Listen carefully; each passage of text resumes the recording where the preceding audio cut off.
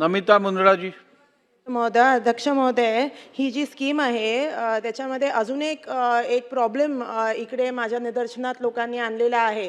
तो आहे की जसं माननीय मंत्री महोदयांनी आता जी सांगितली, जी शेड्यूल आहे, जे फॉर्म करायला लागतं, ह्याच्यामध्ये एक ॲडिशनल स्टेप असा आहे की संबंधित नगरपालिका नाही तर ग्रामपंचायत इकडे जाऊन तुम्हाला एक लेटर घ्यायला लागतं की 90 दिवस आम्ही इकडे काम करत आहोत ह्याच्यामध्ये, मग आपल्याला ह्याचा फायदा मिळतो. तर हे जे लेटर आहे ह्याच्यामध्ये मागच्या आय थिंक 1 वर्षापासून ग्रामपंचायत देत नाहीये, कारण खूप सारे फ्रॉडचे प्रकरणं झाली. काय काय लोक येतात, म्हणतात आम्ही इकडे काम करतो, पण ते कामगार नसतात. तरी पण ह्या जसं माननीय ह्यांनी जी लक्षवेधी मांडली आहे, तर ह्याच्यासाठी जर आपल्याला कुठलं वे ऑफ कन्फर्मेशन करता आलं आणि हे जे खरंच गरजू कामगार आहेत त्यांना जर आपल्याला बरोबर पद्धतीने ते प्रमाणपत्र देऊन त्यांना ह्या लाभचा फायदा करता येईल, असं काहीतरी मंत्री महोदय ह्याच्यासाठी करणार आहात का?